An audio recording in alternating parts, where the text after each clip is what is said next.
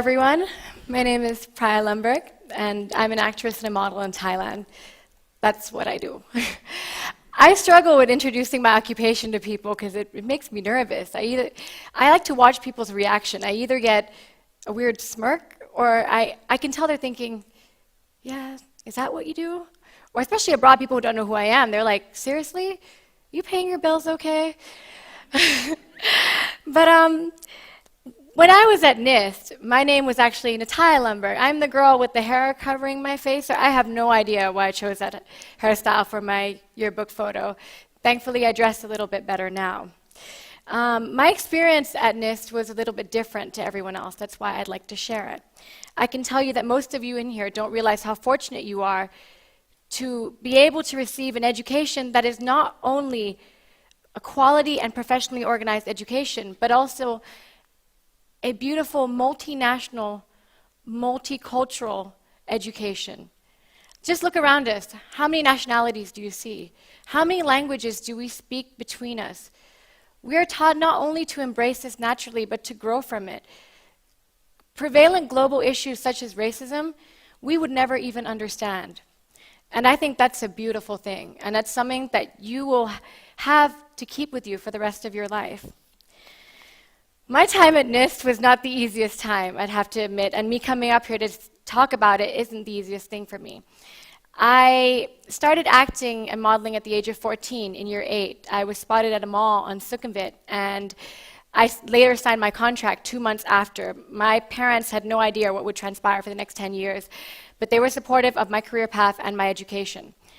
My typical day at school would be waking up at 6 a.m., going to school at 7:30, going through the IB, going to class, finishing class at 3, and then afterwards going straight to a film set, working from 12 to 1. I worked on weekends, I worked on school holidays.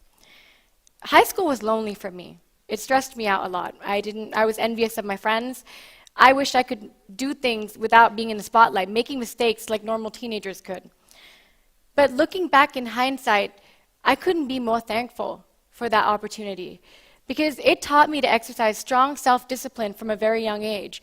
You see, with my job, if I don't show up on set, not only do I let down 200 people, nothing happens. There'll be huge financial consequences. No one can substitute for me.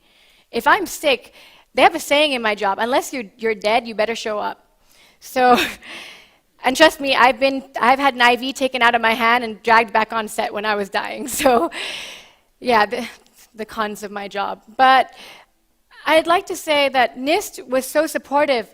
That's the great thing about being a NIST student, is they're supportive of your dreams. Whatever your dream is, they make sure that you can achieve your dream and at the same time get a great education. After that, my parents sent me to university in the UK, and I was able to study without the pressures of having to work and without having to think about being an adult anymore. I was able to learn and grow, and for some of you, that's happening really soon. So I just want to say, enjoy your college years. They're the best years of your life, I promise you that. When I moved back, I changed my negative emotions about my job to positive ones. And I can tell you that when you do what you love and you have gratitude, you achieve so much more with your life. So whatever you're doing, try to make it a positive experience, even if it's hard right now, even if you're doing your IB exam soon, you think, God, it's hard. Make it a positive thing, and you'll do so well. Recently, I went to a temple with my manager in Lopburi. It is a Buddhist temple that takes care of AIDS patients. We were visiting temples within the area, and I decided to go to this one. We brought small donations. When I say small, I mean nothing special. It was snacks for 60 patients. They took me to the terminally ill ward. And as I approached the third patient lying in his bed, he was frail, thin. I don't think he's moved in a very long time. He can't pick up a spoon when he's hungry, go to the bathroom when he needs it, or even take a walk on a nice sunny day, things that we take for granted daily. When I was walking up to him, I felt a sense of fear. I've never had that kind of fear. And as my hand touched his hand, I said in Thai, "I'm sorry for disturbing your rest time." And he looked back at me with so much generosity and said, no, your smile has made my day.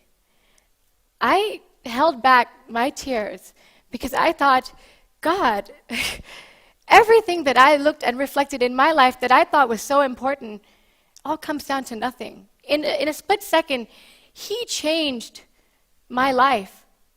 And I'm thankful for that. And I think that from that moment onwards, my goal and purpose in life should be different.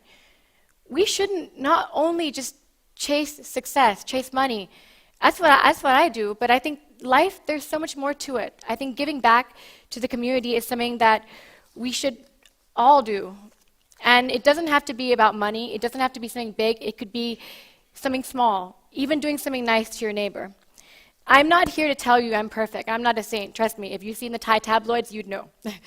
I have done so many things in my life I'm not proud of, and my parents aren't either. But I'm human. And the thing about being human is that you have the ability to learn, grow, and reflect from your mistakes. Being human means that every day you have the choice to be compassionate, to be kind to yourself and everyone else around you. So I will tell you that from today onwards, someone is going to do something to you that will hurt you, that will disappoint you. Someone will embarrass you. It's happened to me a million times. But don't let that harden you. Let it soften you. Let it open your heart up and change you for the better so that you can be the change that you wish to see in the world. I'm going to leave you with a quick end note from one of my favorite books. I actually didn't read this book in high school. I picked it up at the airport a couple of years back. I picked it up because it was on the bestseller list, and it was the smallest one. So I was like, yep, that's the one I'm going for. It's called Tuesdays with Maurice by Mitch Albom. It's about a guy who goes back and sees his sociology teacher who is terminally ill with ALS. And they have discussions about love, money, and regrets. And the teacher says, so many people walk around with a meaningless life. They seem half asleep. Even when they're busy doing things they think are important, this is because we're chasing the wrong things. The way you get meaning into your life is to devote yourself to loving others. Devote yourself to your community around you, and devote yourself to creating something that gives you purpose. I couldn't agree with you more. I've been working for 12 years. I still don't know what I want, but I know that I feel happiest when I have a purpose. This is the first time, honestly, I've come up and shared a personal experience. You don't do that often with my job. You're taught to have a wall. I'd like to say the thing that makes me happiest that I'm an actress is that of all the years I've worked and all the exciting years to come, is that I have a voice. I have a voice to share my thoughts, my visions, my passions, and hopefully make a positive change in the world. And I'd like to say that I don't know where you all end up in life, but I hope that you find your voice, and you make your voice powerful. You make it strong, but at the same time, you make it kind. You make it gentle. You have a voice with the intention to listen, and let your voice change the world. Thank you.